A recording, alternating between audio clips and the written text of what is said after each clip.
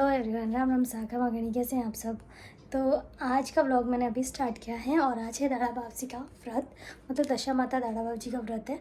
तो मैं उससे रिलेटेड आज वीडियो शूट करूँगी।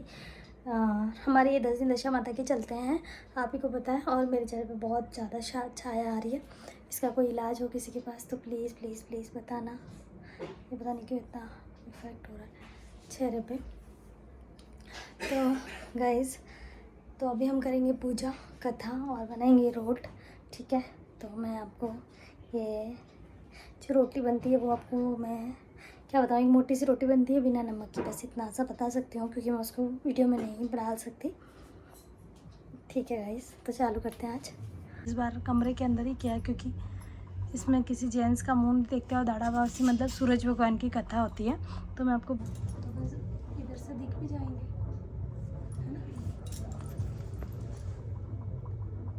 इसमें रोटी को भी कथा सुनाते हैं, जो रोटी बनाता है वो, और खुद भी कथा सुनते हैं। तो हाँ, जो रोटी बनाई जाती है फिर ही वो खाई जाती है जब कोई कथा सुन लेता है। तो आज हम पहले कथा बनाने जा रहे थे कि पहले दाड़ा बावजी सॉरी फिर करनी चाहिए जो व्रत होता है उसकी कथा पहले की जाती है। तो इस व्रत का नाम है सूरज रोट। इसमें सूरज चंदा जो दाड़ा बावजी को बनाए जाते हैं उनके साथ क्या बनती है। सूरज रोट की कहानी, यह होली के बाद जब पहला रविवार आता है उस दिन महिलाएं ये व्रत करती हैं। इस दिन सवाया आटा लेकर रोटी बनाया जाता है और गुड़ घी रखकर सूरज भगवान की पूजा करके अर्घ्य देकर महिलाएं इस रोटी के ही प्रसाद रूप में ग्रहण करती हैं, ठीक है। एक समय माँ और एक बेटी थी, दोनों होली के बाद पहर वाले रविवार को व्रत रखती थी। माँ तो गाय चराने गई और बेटी को कह गई कि मैं तो गाय चराने जा रही हूँ और तुम अपने लिए रोट बना लेना, मैं वापस आऊंगी तब हम मिलकर पूजा करके व्रत खोलेंगे। यह कहकर माँ जंगल चली गई। इधर बेटी ने रोट बनाने की तैयारी कर ली। पहला रोट अपनी माँ के नाम का बनाया, दूसरा अपने लिए बनाने नहीं लगी कि दरवाजे पर एक जोगी ने अलग जगह कोई भिक्षा दे दो। जब बेटी ने जोगी की आवाज़ सुनी तो उसने कहा कि बाबा, आज तो सूरज भगवान का व्रत है और जो रोट बनाया है वह तो पूजा के बाद ही दे सकती हूँ। इस पर जोगी ने नाराज होकर कहा कि या तो मुझे भिक्षा दो, नहीं तो मैं तुम्हें श्राप दे दूंगा। तब लड़की ने कहा कि ठीक है बाबा, मैं लाती हूँ। इतना कहकर बेटी ने माँ के नाम से बनी रोटी में से आधा जोगी को दे दिया। इधर माँ जैसे ही गाय चराकर घर लौटी तो उसने रोट खंडित पाया। वह पागल होकर गाँव में घूमने लगी। इससे बेटी बहुत परेशान रहने लगी। गाँव के लोग उसे ताने मारने लगे, जिसके कारण वह गाँव छोड़कर चली गई और गाँव के बाहर एक पीपल के वृक्ष के नीचे रहने लगी। वहीं पर अपने खाने पीने की व्यवस्था कर लेती और पेड़ पर जाकर बैठ जाती।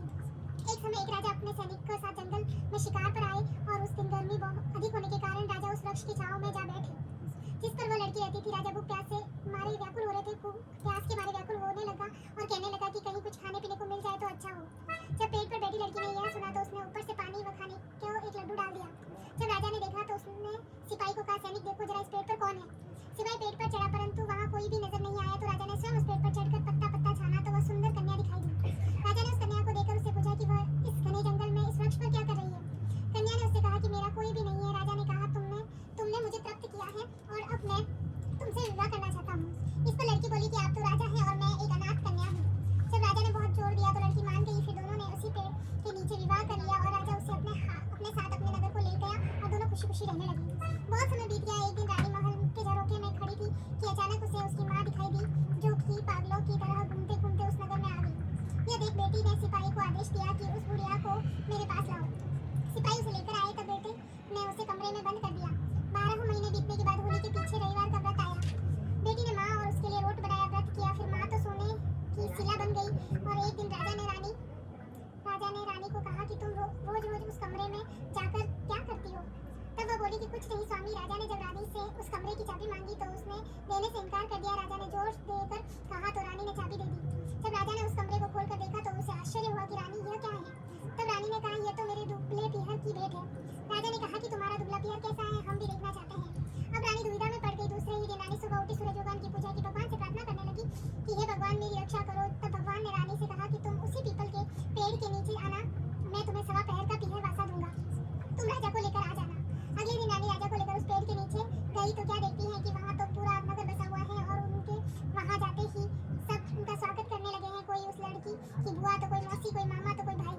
जब राजा ने देखा तो अचंभित हो गया और सोचने लगा कि रानी का इतना बड़ा पीहर है और इसे दुबला पीहर कहती है। राजा को वहाँ बहुत अच्छा लगा और वह वहीं पर रहने लगा। परंतु सवा पहर तो जल्दी ही बीतता है। रानी जानने के लिए कहने लगी, हेलो एवरीवन, राम राम साग। तो आज है शीतला सप्तमी और आप देख सकते हो गाड़ी में टाइम कैसे दिखा, मोस्टली टाइम हो रहा होगा गाड़ी में अभी 4 बज रहे हैं, मैं दिखाती हूँ आपको, देख सकते हो 4 बज रहे हैं सुबह की और मैं जग गई हूँ।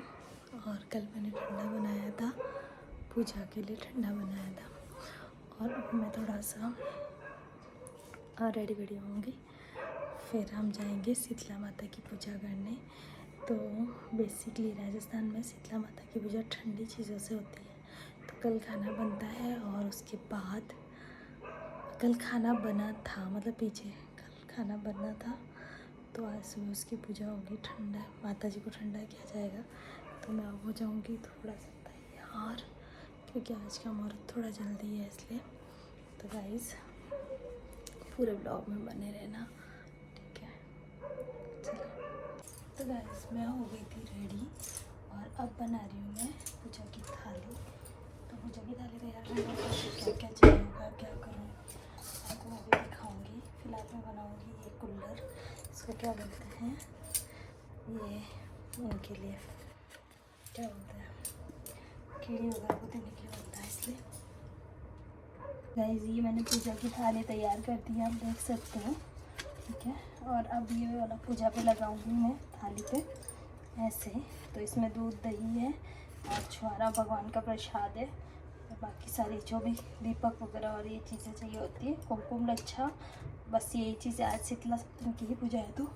और ये दो चाहिए माता जी के और उनके, ठीक है गाइस। तो अब हम निकल रहे हैं पूजा के लिए। अब आपको रास्ते में मिलेंगे ब्लॉग, सीधे सट बात है, ठीक है गाइस, इतना ही हो पाता है।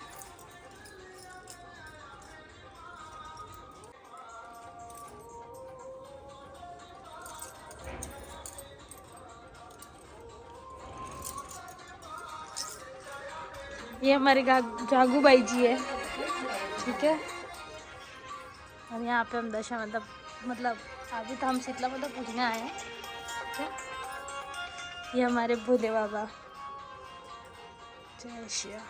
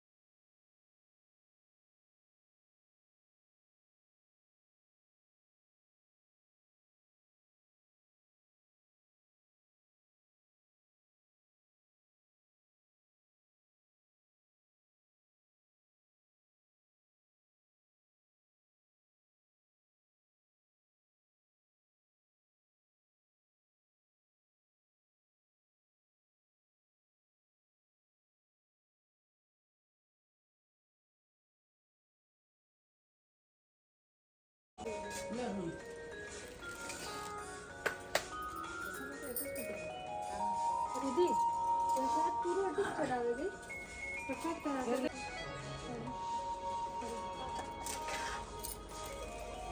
जागू भाई जी क्या है जी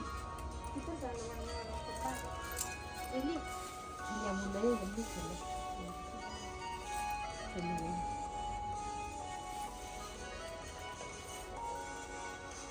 आप एक लेनो पड़ी कई लेना एक आप हमारे रुपया 3 लेनो पड़ी हाँ तो ले लो पर क्या पता है ना है दे चीजों को क्या दे बच्चे आपने बना दी काट दे हां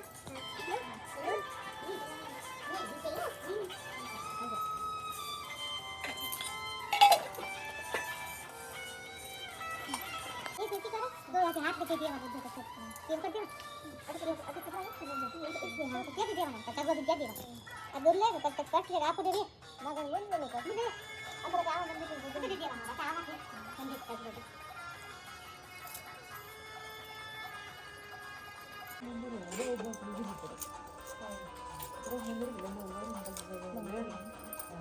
हाँ लेन लगी सही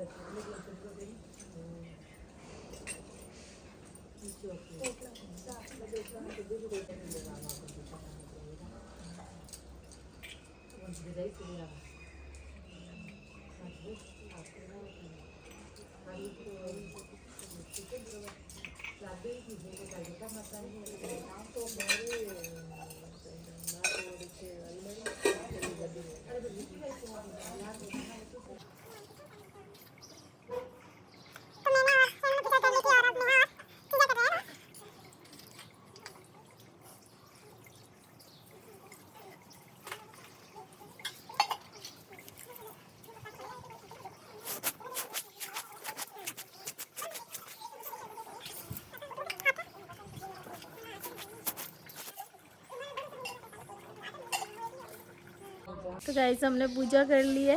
ये देखो ब्यूटीफुल लेडीज खड़ी है यहाँ पे सुंदर सुंदर। तो माता जी की पूजा हो गई है और हमने कथा सुनी पर वीडियो नहीं शूट किया यार, भूल गए है ना। अब हम कूलर वगैरह डालेंगे।